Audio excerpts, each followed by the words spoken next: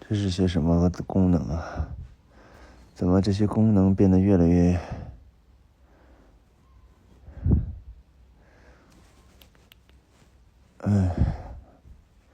这是些什么功能啊？爆灯是个什么功能啊？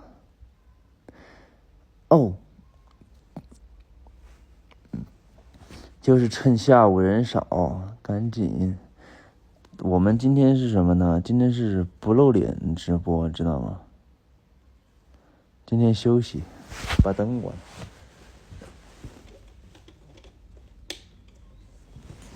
了。节约点电，这个电费它有点贵。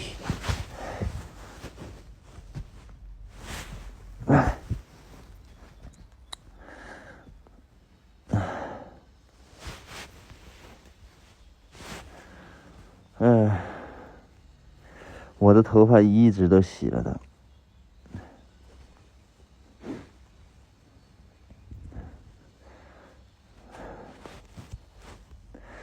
你看啊，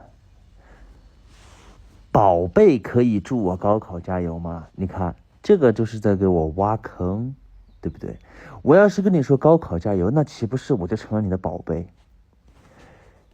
居心不良啊，居心不良啊，居心不良，休想给我挖这样的坑。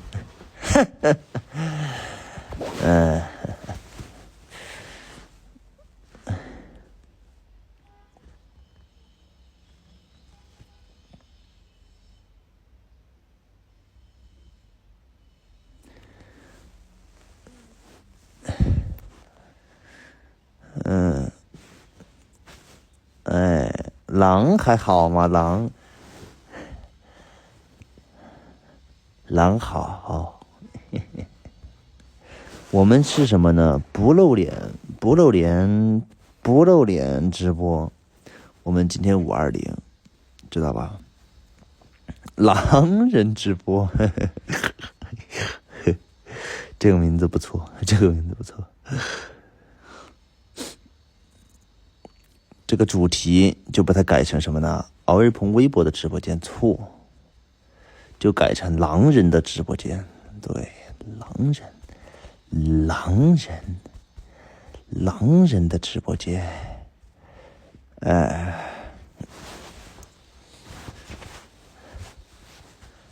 这个狼是槟榔的狼吗？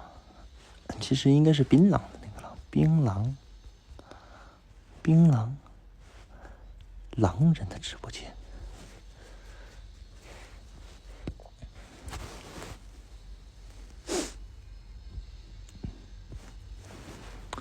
今天为什么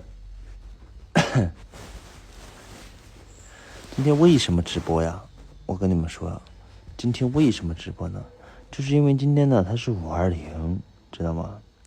那520呢，我们要干嘛呢？520我们要干嘛？我问你们，因为520我们要干嘛？520我们要干嘛呢？我也不知道干嘛。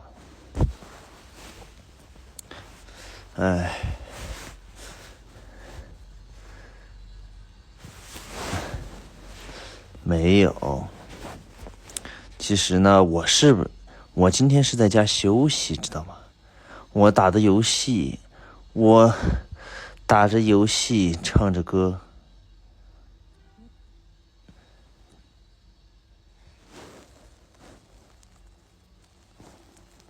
好，勉为其难，就露一点点眼睛，可以吧？我们就是说吧，这个不露脸直播，知道吗？你们知道这种就是有那种遮挡的感觉，它有一点点那种油爆琵琶半遮面那种感觉，知道吗？所以说呢，我们就是属于就是一个，对，神秘感，就是稍微保持一点神秘，这样的话会好一些。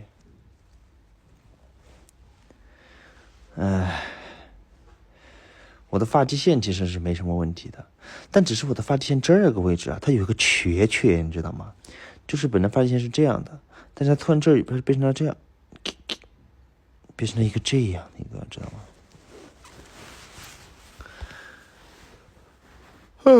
好困。跟你们说，这段时间它都是一个5点多钟起床的概念。然后呢，由于今天休息，昨天呢我就玩的稍微晚了那么一点点。平时我都是8点多钟睡觉的，因为早上比较早嘛，所以说昨天因为今天休息，我就稍微晚了一点点睡，就延迟到了11点多钟睡觉。早上呢就坚持7、8点起来，但是真的好困，太困了。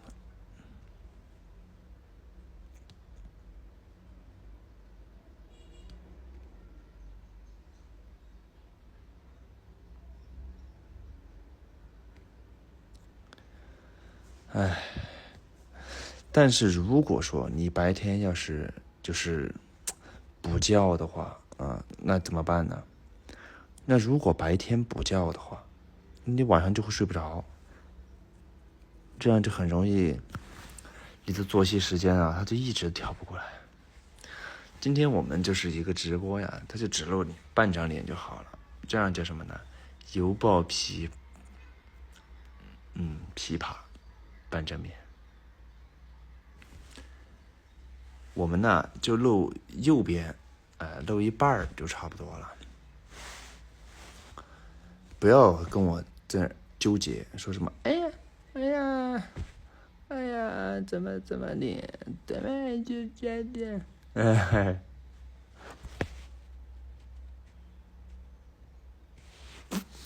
知道吗？其实我今天是属于一个休息在家打游戏的一个状态。然后呢，是吧？然后呢，我是一个休息在家打游戏的状态，突然被叫起来直播。为什么要直播？晚安。就是突然吧，这个逻辑它有点晚安。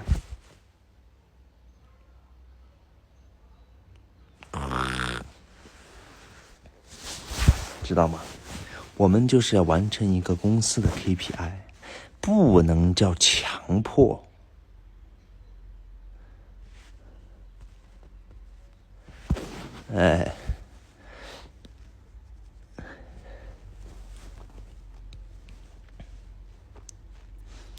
我跟你们说，肯定我们公司的人他也在看，他现在肯定就抱着那个手机，哎呀，儿鹏在直播了，快点，儿鹏在直播了，去给他刷点弹幕吧。儿鹏在直播，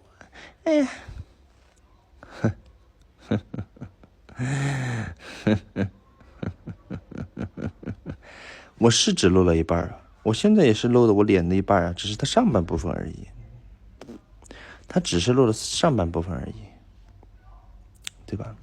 我不能下播，我至少要播够半个小时吧，对不对？我至少要播够半个小时我才能下吧，对吧？你半个小时打一把英雄联盟差不多，我就直接就少了一把英雄联盟的时间，知道吗？但是为了你们，我愿意少一把英雄联盟，其实也还好了。晚安。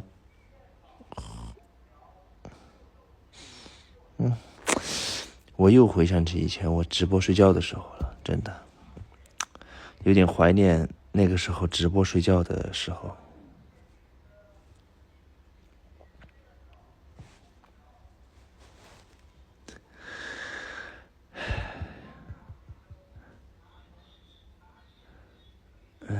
知道吗？想当年我直播睡觉的时候，我才多少岁？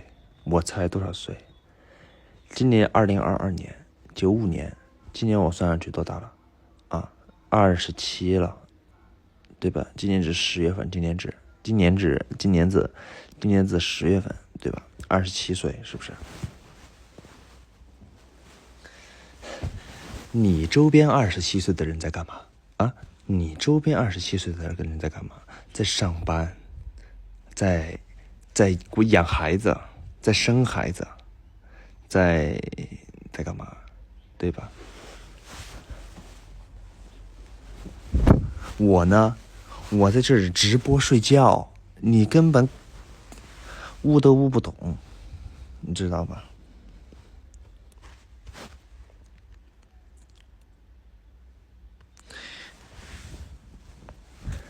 你根本悟都悟不懂。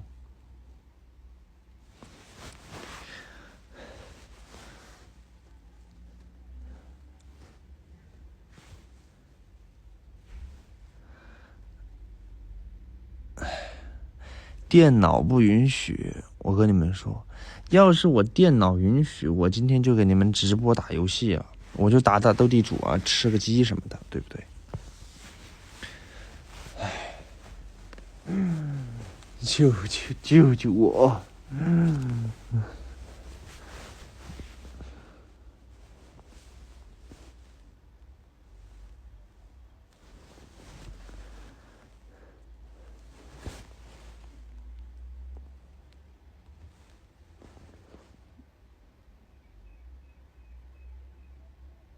你看，你们看，我520我这样直播算不算惊喜啊？我这样在520的时候，我这样选择一种这样的一个独特的直播方式，算不算惊喜？对不对？想不到吧？你们在座的各位，在这个直播间里面的人，能想到我会把被子蒙在头上直播吗？你们根本想不到，这就是我们之间的一个差距，知道吧？因为你根本搞不懂，你根本搞不懂我在干嘛，你根本就想不通敖日鹏在播什么。你会发现，你听了半个小时的敖日鹏聊天直播之后，你回去之后发现脑子里面是一片空白，因为你根本不知道他在干嘛。这就是水平，这就是能力。你能想到吗？你根本想不到。我突然又把头给伸出来了，但是我的被子仍然在我的背上。这是一个什么一个奇怪的一个直播间，你根本搞不懂，知道吧？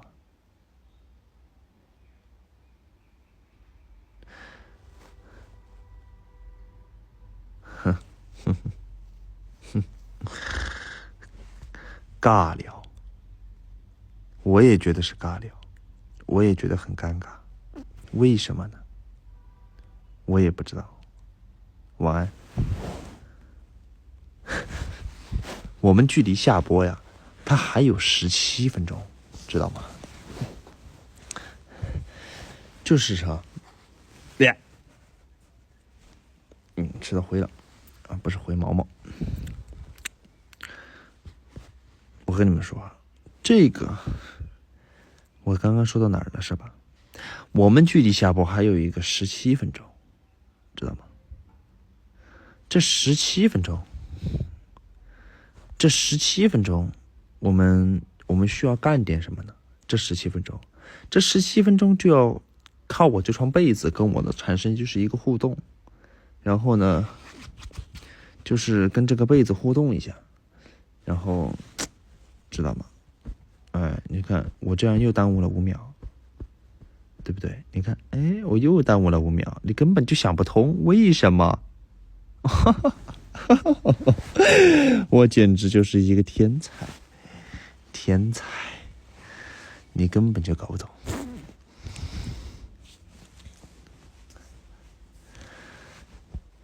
想不通吧？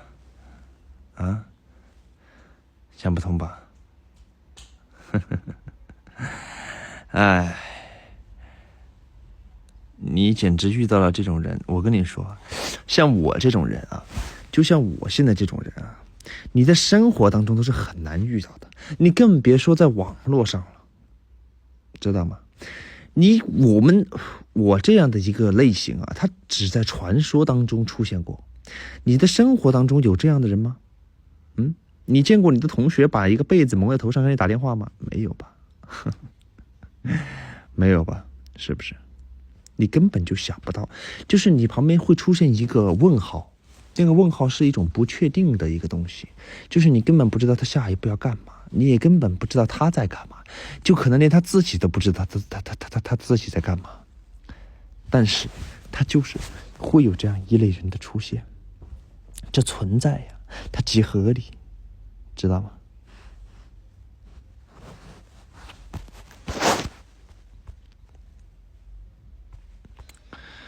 知道吗？好了，你看，我现在讲了15分钟了，你能回忆起我前15分钟讲了些什么吗？不热吗？不热吗？你这一说，我还是确实有那么一点点热。但是今天是520，我不想把这个被子给放下来。你肯定在想，这有什么因果关系吗？的确没有。正因为它没有，所以说我才要把这个被子盖在头上。虽然它有点热，是不是？你是有没有感觉到我预判了你们的预判？就我已经能想到你脑子里面在想什么了。我已经能够猜到，就通过一部手机，我都已经能够猜到你们在想什么了。可怕吗？可怕吗？尬聊，的确是在尬聊。那我们要说什么？我们想想，让我想想说什么。这样吧，你们来问问题，我来回答吧，完美。这是一个好的一个切换话题的一个方式，增加一个直播的一个乐趣。来吧。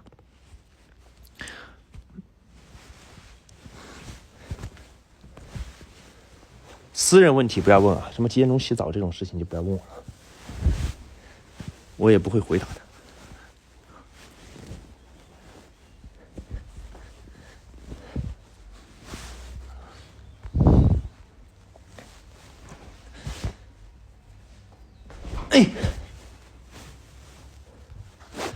来吧，首先回答贝壳 Rosie， 贝壳 Rosie， 你的发际线还好吗？我刚刚说了，我的发际线呢，它这儿还有一个缺，但是呢，其他地方还是挺正常的。下一个问题，盟主什么时候播出？我也不知道。下一个问题，能说重庆话吗？这位吃肉日小周周，能说重庆话吗？我主要是说重庆话，有些地方的人听不懂。下一个问题，什么时候上班？明天早上上班。这位无法被拒绝的男人 A， 什么时候上班？明天早上上班。是的。这个田同文，你回答的是不是有点快？其实也还好了，主要是这个问题呢，它就比较简单。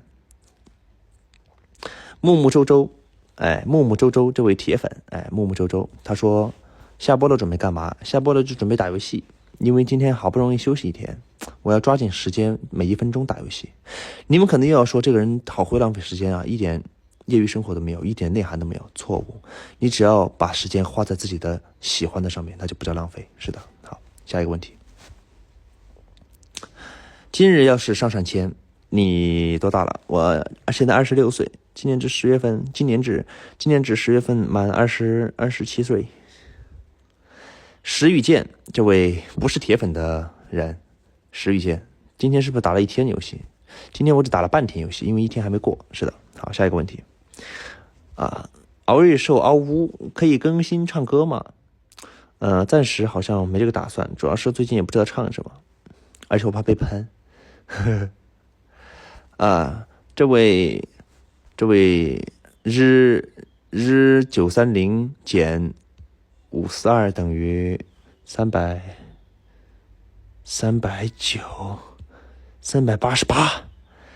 这位R930减542等于388的铁粉说，能发敖瑞鸡丝的教程吗？这个教程要等我再熟练一些哈，然后给大家很多人都体验过了之后，吃过之后，他们要说 OK， 那我就会发个教程。好，下一位，最近在减肥吗？这位旭旭 rap 不，旭旭敖瑞鹏，铁粉最近在减肥吗？我没有减肥，我最近在调理肠胃，偶尔再吃点药啊。少女情怀趴说最近有没有拍什么新剧啊？最近正在拍，上错花轿上错花轿嫁对郎。哎，好，这个基纳兔兔什么时候到190？我已经不准备长高了啊，他也没这个打算啊。这个励志不做搞笑女说会不会偷窥群啊？那是肯定会的，偶尔会看一看。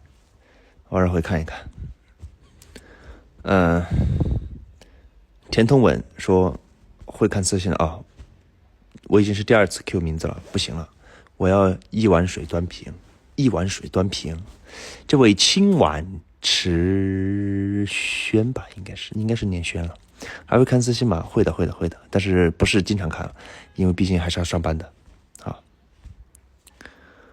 这位马克利的瓜田拿拉说看个脸。好了，看了哈，下一位。这个李宇飞 DE 喵喵，他说啥来着？他说最近健身吗？最近天天上班没空健身啊。当然，要是休息的话，我就在家打游戏了。但如果我连续休息个2-3个月的话，我可能会去健身了。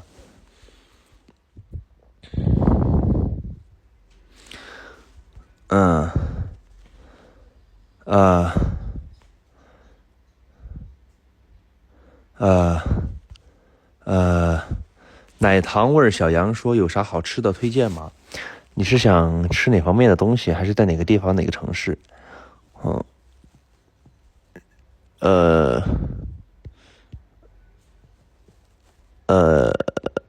喜欢哪个英雄？这个叫Olive 减 KK 减 Kiki。喜欢哪个英雄？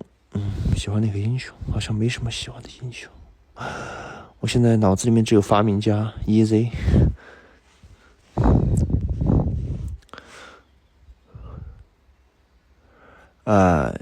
轩。我被刷走了 ，sorry， 被刷走了，被刷到外太空去了，实在是看不到了。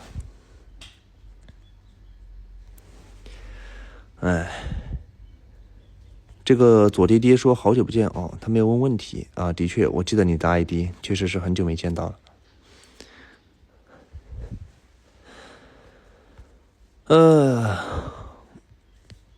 午睡多久？这位奶糖味小羊说午睡多久？我从来不午睡，因为午睡了晚上睡不着，不能养成午睡的习惯，不然有的时候中午会拍戏的话，他会困的。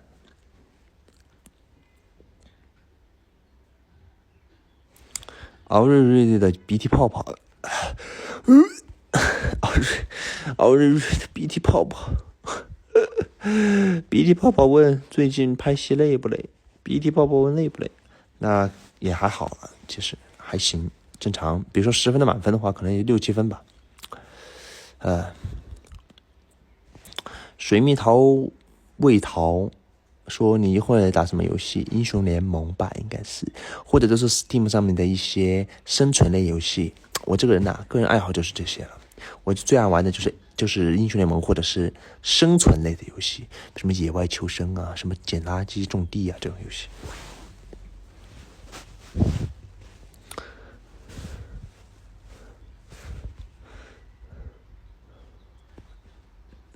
L 李大公子，鹏哥李弘毅在想你。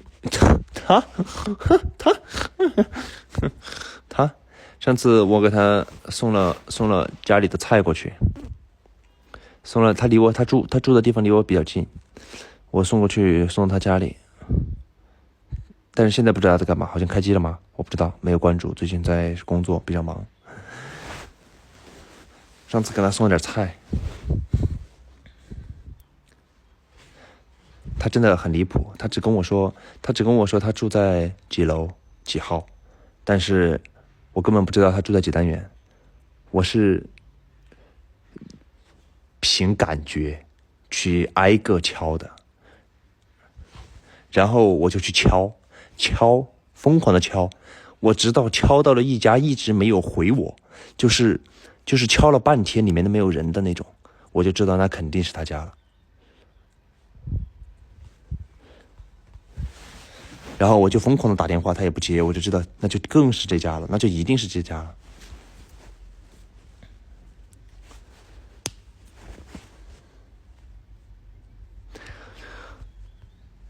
这个人的名字叫 Steel717，对吧？他说不念我 ID 是不是不会读英语？我承认这个东西没有什么可以作假的，我的英语水平的确不高，实话实说，这个也没有办法，我已经读书的时候没好好读，读书的时候我也不知道今天要直播，对吧？没办法，已经这样了。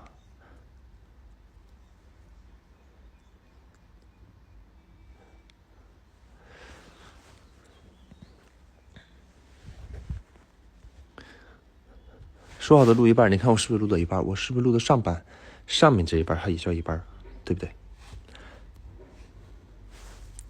哦，26分钟了，唉，这美好的时光总是过得那么的快。哎呀，所以说呀，这美好的时光啊，它总是会过得很快的，知道吧？唉，转眼间就27分钟了，唉。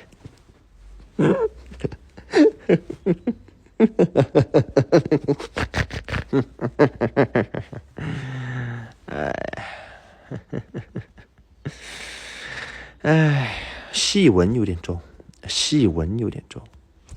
这个马克利的瓜田纳拉，细纹有点重，细纹重不是很正常的吗？细纹重啊，这个细纹重不是很正常的吗？这个人他会根据年龄的推移产生一些变化，你渐渐的你的脖子上的会有纹，对吧？渐渐的你的手上的纹路会变得更多，你才生下来的时候都是圆鼓鼓的，对不对？这长点细纹的很正常，对不对？这个人他会根据自己年龄的变化，身体素质也会往后变的，这是正常的，这是正常的。你要是看我60岁的时候还长这样，那就很奇怪了，我可能是有点奇怪了，对不对？男生在每个阶段他不一样，他的感觉不一样，知道吗？你看我我30多岁的时候能跟20多岁一样吗？那肯定不一样了，对不对？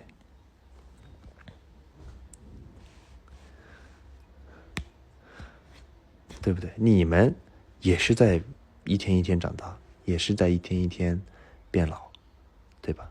你的细纹也会越来越多的，我的细纹也会越来越多，大家一起长细纹，是不是很棒 ？kiss kiss kiss kiss， 祝大家520快乐！我觉得我应该今天毕竟是一个520，对不对？今天毕竟还是他520，这个520呢，其实也不是什么节日，就是可能就是一些为了就是刺激一下消费，给男生跟女生买点东西，女生给男生买点东西。然后呢，它也不是什么法定节日，它也不是一个什么正规节日，我也不知道为什么会有一个520，就可能只是因为这个数字啊，这个数字它有点接近于就是对吧？所以说这个节就是对，说得好，这个节它就是一个人造节，它就是个谐音，知道吗？其实这个节没有任何意义，对不对？你看我今天没有给我妈发520，我也没给我爸发520，红包也没给他们发，没有意义。这个爱不爱，它不是在口上说的，也不是一个日子能够代表的，对不对？我平时该发红包发红包，对不对？对不对？是不是这个道理？这个520说白了就是一个噱头，没有意义。但是呢，毕竟，对吧？是吧？哎，懂吧？所以说呢，哎，我今天来直播了，是不是这个道理？所以说呢，看我的直播，赶紧去给爸爸妈妈发一个520，对不对？给他发个52块钱的红包，对他们好一点。当然，你有男朋友女朋友呢，那也是这个更好。你要趁着这个节日表达一下自己的心意，也是没有问题的，是不是？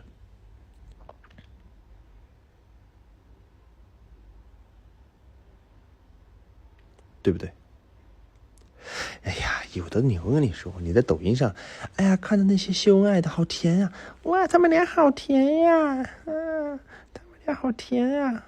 这个男生跟那个女的，一个男生跟一个女生，两个人在厨房一起做个饭啊，一起出去跑步啊，一起出去郊游，拍一些很好看的一些写真，然后你看见了，他们都是想给你看的，知道吗？那些都是想给你看的，你看了之后你就会憧憬。如果你有男朋友女朋友，你就会跟他说啊，我们一起去旅游吧，啊，我们一起晚上做个饭吧，好不好？这样，知道吗？对不对？这没有用的，知道吗？每个人不一样的，别人的条件、情况、状况和处境是不一样的。你要是每天工作30个小时，每天工作20个小时，睡觉都不够时间，你还去跟他旅游，你还去跟他做饭，对吧？那不可能的，是不是？对。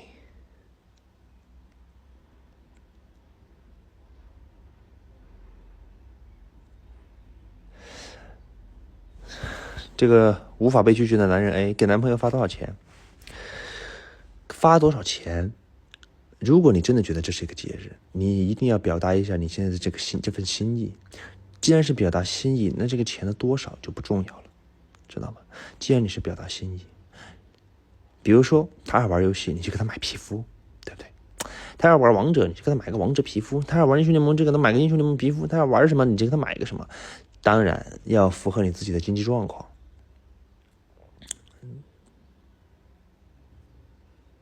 对不对？要符合你自己的经济状况，你给他送个东西。哎，我只是打了个比方，对吧？哎呀，如果你是个男生，你要跟你女朋友买，你也不要因为哎呀我是男的，我就是要给她买贵的，量力而行。如果你们俩真的要步入婚姻的殿堂，以后你们要去结婚，他也不会在意你今天送他多少钱，因为毕竟结了婚反正是大家一起用，是不是这个道理？当然你如果没有只是想谈恋爱，不想结婚，那你就跟他，你想送多少送多少，那随便你了，因为毕竟是不是这个道理？大师承让了。其实吧，你们在任何感情上的问题呢，也可以咨询一下我，知道吗？来吧，今天趁着520，有什么感情上的问题，真的可以咨询一下我。我是一个对浪漫过敏的人，开个玩笑，并没有啊。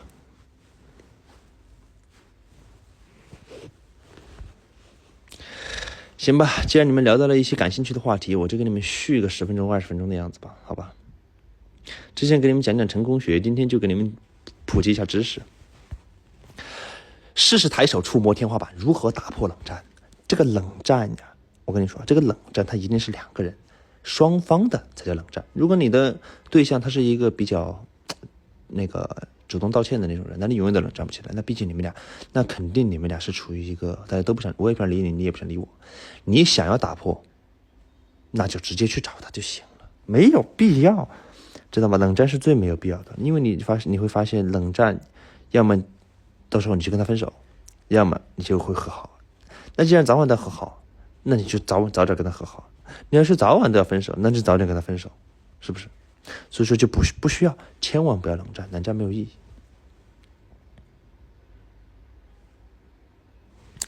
恋爱结婚是不是要趁早？我觉得是的，早点恋爱，对吧？哪怕你没谈成，就算积累了经验，对吧？你就前提是没有谈成了，那你只能这么想了，我是积累了经验，你只能这么想了，对吧？早点结婚呢也有好处，对吧？早点结婚也有好处，好处是什么呢？这个就不多赘述了，好吧？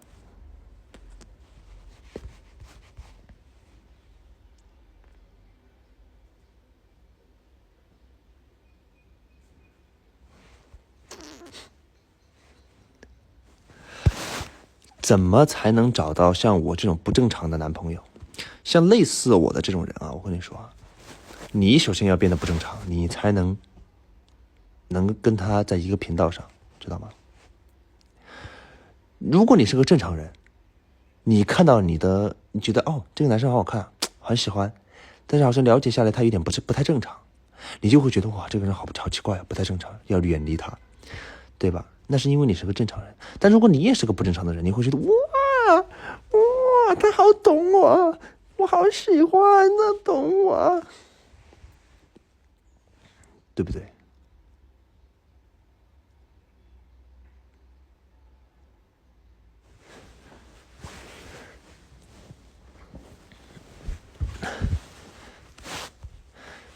首先这位菜拉拉，人一定要结婚吗？其实吧，这个东西不能以偏概全，知道吧？有的人别人不想，主要还是看个人开心就好了，对吧？你要是也不想结婚，你对象也不想结婚，那就不结婚呗。你要是想结婚，你对象也想结婚，那就结婚呗。但是你要是想结婚，你对象不想结婚，那你们中间就有问题了，对不对？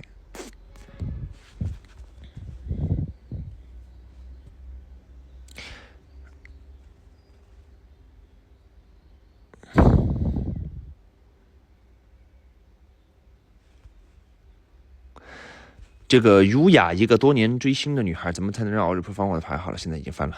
好，晚安。找不到对象怎么办？首先，你提这个问题的时候，你去找了吗？你提这个找不到对象的这个问题的时候，你去找了吗？你行动过吗？当然，我指的是切切实际的切切实际的不是在网上哇这个好帅我爱了，去私信他嫁给我吗？这个不叫行动好吗？这个不叫行动。找不到对象怎么办？你有用心的去装扮一下自己吗？你有用心的去寻觅吗？你有用心的去与人心与心的交流吗？你有用心的去物色吗？对吧？如果你这些都没有做，那就不要说找不到对象，因为你还没有认真去找过。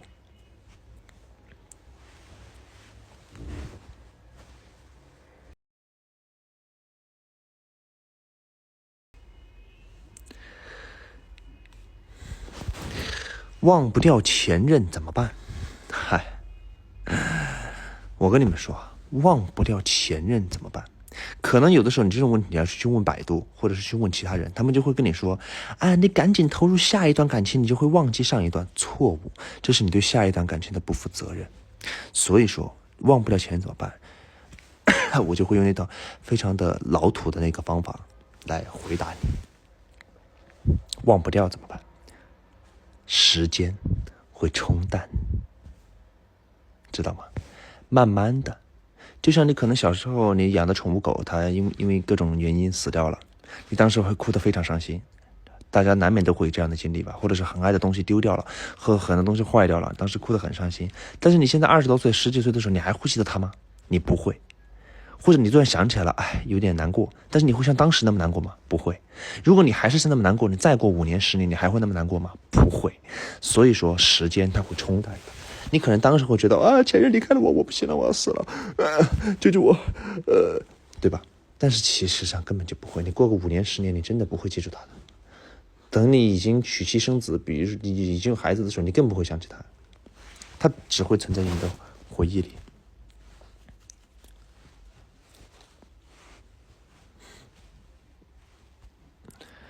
如何摆脱烂桃花？哇，老师，这个问题，我觉得就有点凡尔赛了。这位仙景，如何摆脱烂桃花？如何摆脱烂桃花？首先，你是在单身的情况下，还是不单身的情况下？不单身的情况下，你就不用再摆脱了，你根本就不用管了。如果你是在单身的情况下，如何摆脱烂桃花？你这个指的烂是怎么个烂法？是完全不符合你的审美标准不是审美标准，就是完全不符合你的择偶条件，还是就是单纯的不想？死缠烂打那种，这个很简单，不回不理不加，加你微信不加，没办法实在加了小姐姐在吗？起床了吗？吃饭了吗？玩游戏吗？睡觉了吗？养狗了吗？养猫了吗？吃米了吗？吃的啥呀？吃了多少呀？甜吗？咸吗？辣吗？你爱吃辣吗？要不哪天带你去吃辣吗？你出门吗？你吃饭了吗？如果是这种，就用到第二种，不理，对不对？那就不理。哎，我不回他。如果他真的毅力那么强大，就是强大到已经可以让你，就是哪怕你已经2、3个月没有理他，他仍然在每天坚持是1个小时给你发一条那种，那我觉得你可以考虑一下这个人。这个人必定他很专一啊，当然他有可能同时发了很多人啊。这个人可能他真的可能对你有执念，对吧？你可能要小心一点啊，小心一点，这种对你有执念很可怕的。哎，这个就涉及到一个问题了，拒绝。这位水蜜桃魏桃他说的啊，如何委婉的拒绝别人？这种爱你爱的特别深沉，天天给你发消息，就是要让你找机会跟你聊天，就回他一句他开心1年那种。你如果直截了当的拒绝他，如果你是一个考虑到对方情绪的人，比较善良的考虑到对方情绪的人，哪怕是陌生人，我也会在乎他的感情，我会在乎会不会把他伤害到不太好。如果你真的是这样想的，我们就要学会什么委婉的拒绝，而不能直接拒绝。你直接拒绝滚，的确他不会找你了，但是他会生气，万一他是你老板呢？万一他是你的上司呢？万一他是你的同学呢？抬头不见低头见的。万一是他朋友，万一他是你朋友的好朋友呢？对不对？抬头不见低头见的，这种就很麻烦，是不是？那我们就会采用一种方法，委婉的拒绝。如何委婉的拒绝？我们就可以连哄带骗，知道吗？连哄带骗。怎么个骗法？比如说你刚才说，哎呀，我已经有喜欢的人了。他跟我说是谁呀？是谁？不可以，燕子，对吧？那他这种人有点极端了，这种就有点极端了。要么就早点脱离，要么就想办法把他给甩掉。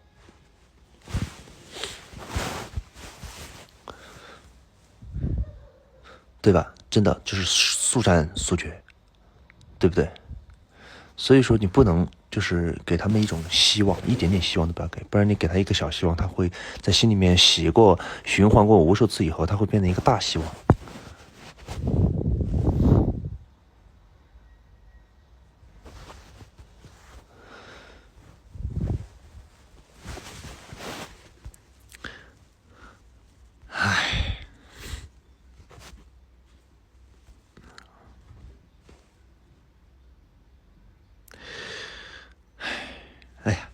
反正就是这样，知道吗？高科技爆发当然会讲话了。第一次谈恋爱会不会不太顺利？小敖 ACW 这个东西呢，怎么说呢？第一次谈恋爱会不会不太顺利？也要看你，还是看人，主要还是看人。我个人意见。为什么很多人都说第一次谈恋爱谈不好，就一般走不到最后，谈个1、2年就分手了，谈个几个月就没了？为什么？一般第一次恋爱发生的都比较早，一般正常一般都比如说在17岁、18岁、19岁，那个时候刚好是什么呢？初出社会和还未毕业那个阶段，那个人的变化呀是很大的。他接触社会之后，那个人就像你现在有可能，比如说你们以前上班的那些人，你会回想到自己在学校的时候和现在呢，你真的很大的区别，不管是在择偶方面，还是在平时的生活态度方面，都会有很大的变化。就是那个时候的人，他是容易易变的，男方女方都是容易易变的，所以说那个时候都不太稳定。所以说大家都说，哎，第一次谈恋爱谈不好。但其实大家都稳定之后，也并没有说，也不存在是不是第一次谈恋爱了。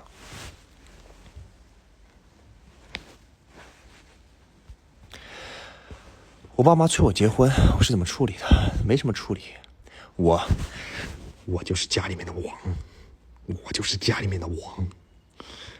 他们不敢催我，没有人敢催我，我说什么是什么。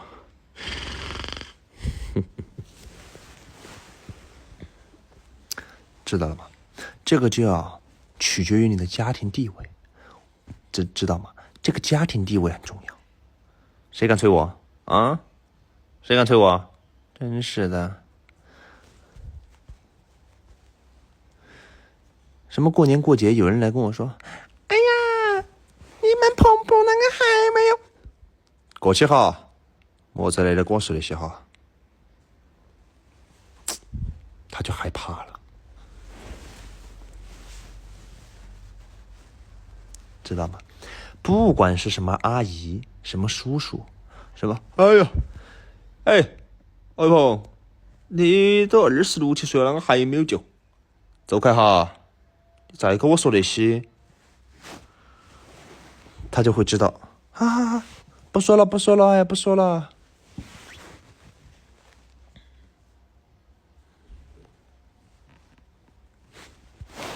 知道了吗？哇，我有这么硬气！这位 CJ 小婉老师说，你有这么硬气，哇！家庭地位非常的重要，知道吗？家庭地位非常的重要。那爸爸妈妈肯定是听孩子、听儿子女儿的，没有说儿子女儿要听他的，除非你有求于他，那就没有办法了。虽然说我出来上班上了4、5年了，拍戏也拍了2、3年了，对不对？再怎么说我也算是自食其力了，对吧？从我最开始在外面上班的时候，在成都、重庆上班的时候，我就已经是自食其力了。我每个月自己租房子，自己吃自己的。他没有一个理由，他没有一个底气来教我做一些事情，对不对？所以说现在家里面没有人催我，谁催我呀？谁敢催我呀？哼哼，这个不叫牛，这个就是啊，当然该听的还是要听啊，该听的还是要听，并不是说什么都不听。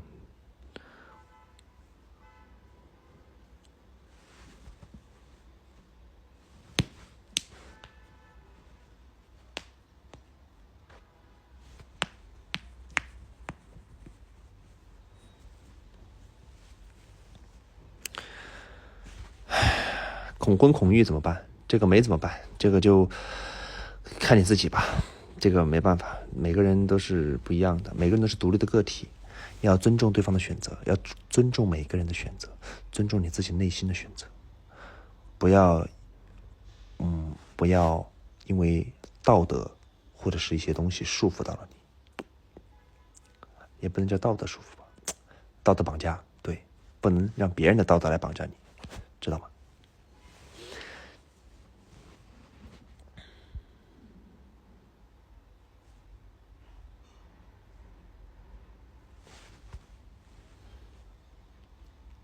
只要你愿意，你跟你的猫过一辈子，跟家里面的狗过一辈子，或者一个人过一辈子都可以，没有人能够管你，大家也就只活那么也就活那么几十年，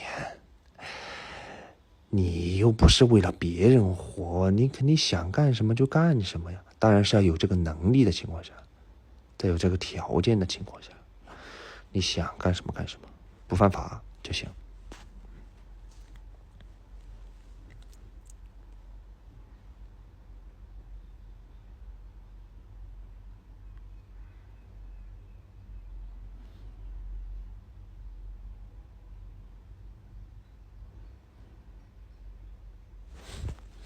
你会不会到了一个年龄，然后找一个不爱的人结婚呢？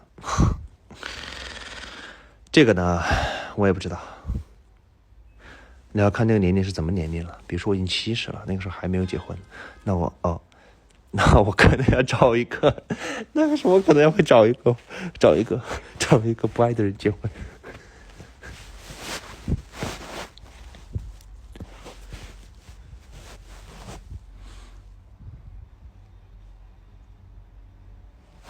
对，那个时候我会觉得，那个时候我70都躺在病床上的时候，可能那个时候我觉得护工都很好，给我做饭的阿姨啊，那种都不错了，已经无所谓了。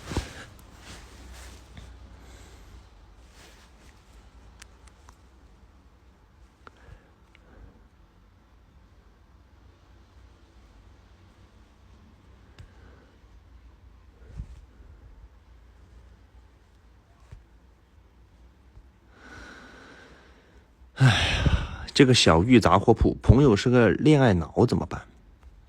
这种情况呀，就经常会出现，朋友说恋爱脑这种情况，这他容易呀，谈恋爱容易上头，哎，他可能会被那个当时的那一股冲动，或者是当时的那种情绪上来之后，压制住了自己的很多理智，然后做出了很多不切实际而且是不合理的一些判断和行为，这种是非常不好的，做朋友的能劝则劝喽，劝不动也没有办法喽，只有让他自己去吃爱情的苦，到时候再回来跟你哭诉，然后你要做到的就是安慰安抚他而已，其他事情就不是你能办到的。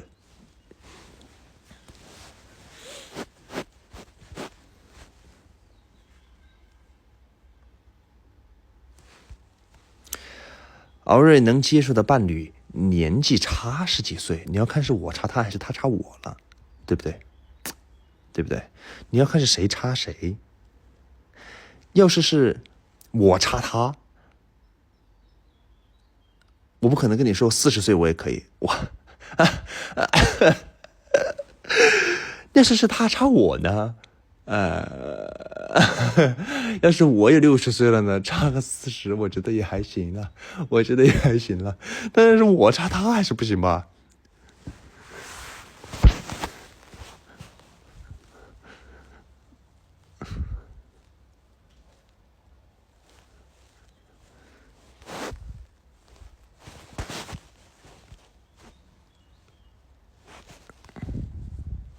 小个67岁，你要看我是多少岁？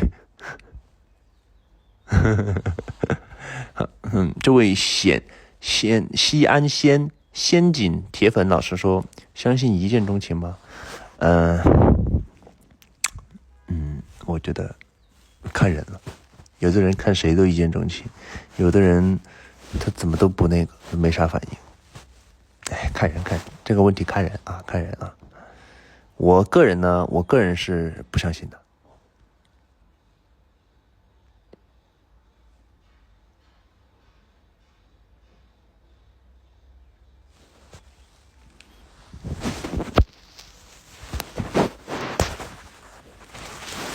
哎呀，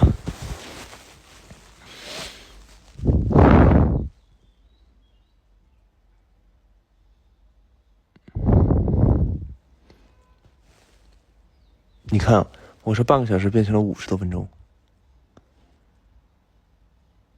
，4点钟还没吃饭。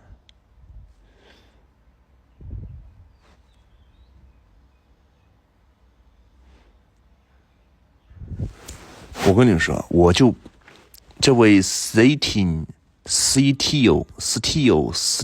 不对 Steel17，敖瑞老师喜欢摩羯座吗？其实我对这个星座这个东西真的是一窍不通，而且我觉得个人认为，我只是仅代表我个人意见，我是觉得这个东西我不太相信的。那毕竟你全球那么多人，你10几种性格分出来，很奇怪呀，这怎么可能啊？10几种人分出来，然后看你没说上的就跟你说是上升，跟你说是下降，一点都不准啊！当然仅代表我个人，要是你觉得准那是准，反正我觉得不准。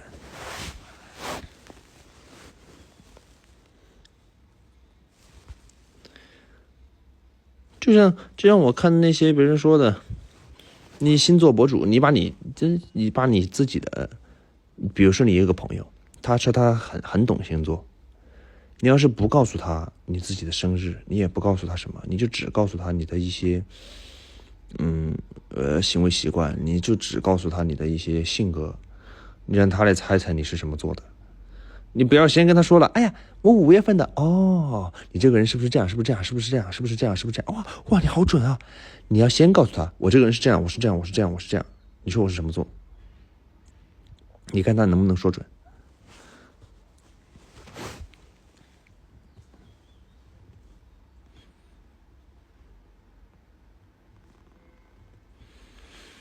啊，当然，这是我个人觉得啊，这是我自己觉得，我觉得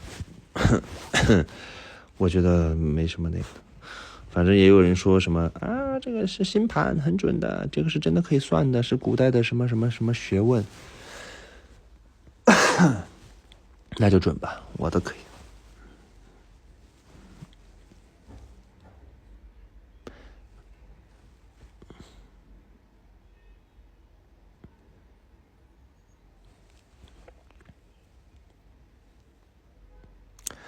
哦，那个什么 MBTI 人格测试那个测试那个呢，我觉得这个测试那个就相比星座会准一些。那为什么这个就要准一些呢？因为至少那个需要做题，就是你在100多道题是吧？我反正也做了，反正100多道题还是90多道题，反正就是那么多道题，那几十道题你做出来之后，它会有一个偏向，你每做一道题它会有一个偏向，至少是有些依据的，至少是有依据的，对吧？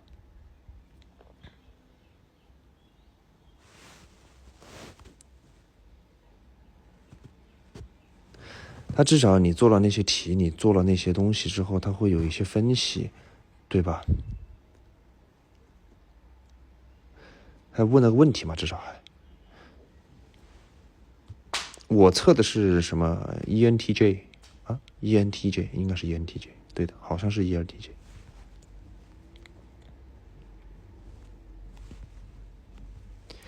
莫言小花花，哥应该不信命吧？我信，我怎么能不信命呢？出生的那一刻就已经决定了你是什么命了，你必须得信，不信也只能信，必须信。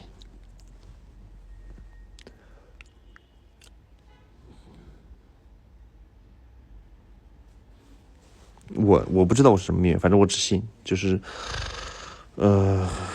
顺其自然吧，就。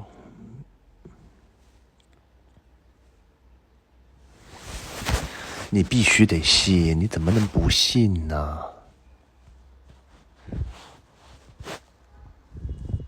很多东西都是一开始就决定了的。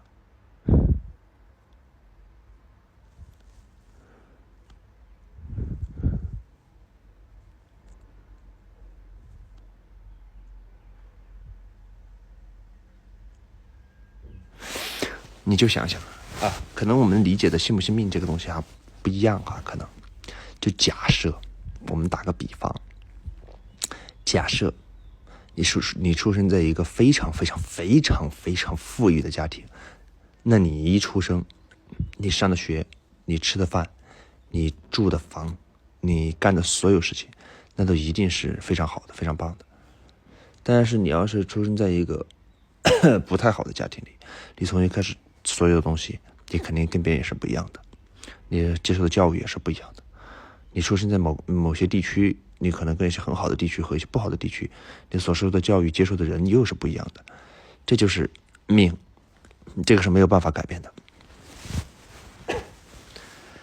你可能会说，等我以后长大了，我成人了，我18岁了，我出去上班挣钱了，我以后挣大钱了，变成老板了，我可以来改掉这些东西。但是在你18岁之前，在你没有变成这样之前，你还是注定的。所以说，也不用去，就是嫉妒啊，或者是去不公啊，去抱怨啊。哎呀，别人为什么可以开个跑车？别人为什么可以开个跑车？那样，别人为什么可以开个跑车？别人为什么可以这样，可以那样？他为什么买得起这个手机？为什么我只能买这个手机？啊，妈妈不给我，爸爸不给我，这个东西是没有办法的。这就是你只能说你以后靠自己。对，也没有办法。当然，你可以要是真的觉得不公，那你就去搏一搏，拼一拼，而不要去歪门邪道就行了。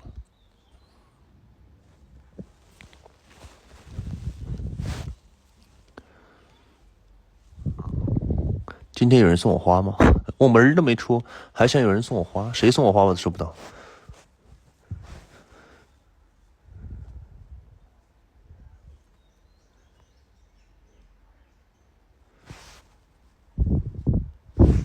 我命由我不由天，只是在某些能力上，某些范围内你可以做到我命由我。某些范围内，就比如说今天晚上我想吃鱼，那我就花10块钱就买到了鱼，这个是我命由我的。但是你偏偏发现今天整个地区都没有鱼吃，那这个就是由天了。所以说只是在某些范围内。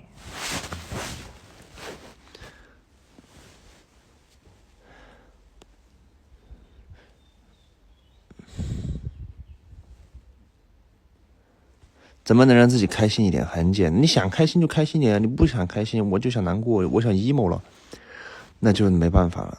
这个就是看自己，看心态。击垮一个人的永远都是心态。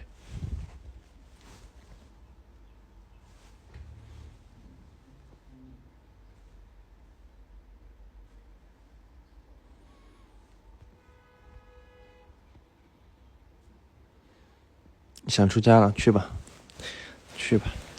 萧婉正在向我提问 ，CJ 萧婉正在向我提问，你梦想结婚的场景是怎么样的？不知道，我好像对什么西式婚礼、中式婚礼没什么概念，也没有什么，就是感冒的，我不觉得那种，没那种细胞吧，可能我不觉得那个东西很浪漫，我也可能也不太懂浪漫吧。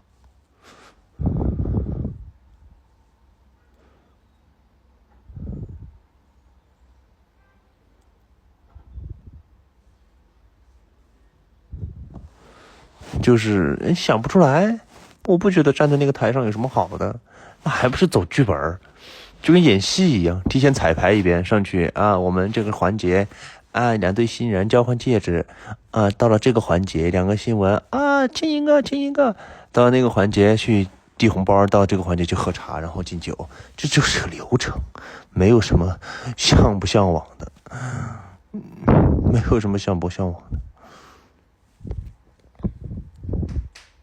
对呀，就是个仪式，所以说我觉得就是形式嘛，就是形式，就是告诉所有人啊，我结婚了，就是这样。所以说，你问我有什么梦想的场景没有？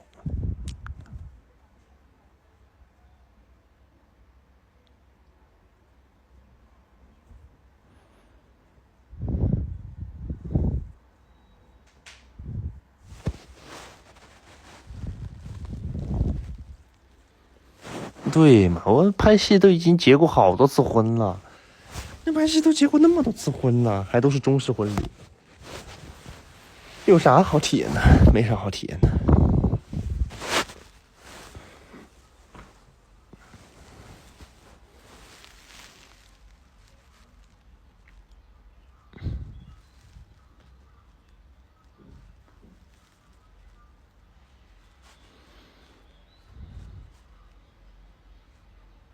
好了，我感觉大家也没什么问题了，这个直播间应该不超过10个人了。好，就这样，我们的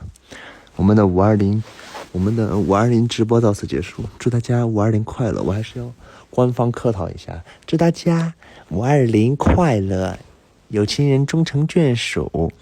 大家今天早点休息，然后呢，还有啥？哦，对了，我有一个问题，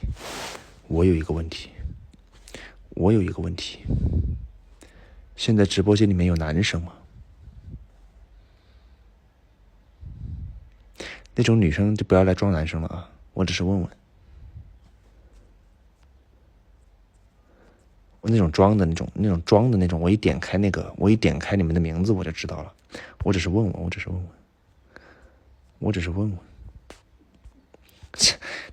那种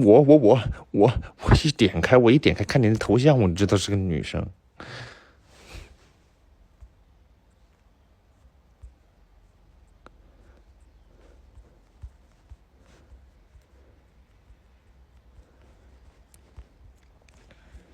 哎，你说你是直男，你的名字叫敖日鹏，后宫嫔妃，你跟我说你是直男，敖日鹏后宫嫔妃，你跟我说你是直男，我只是问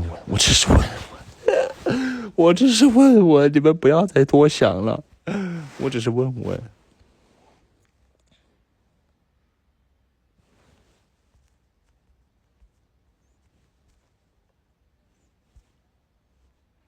好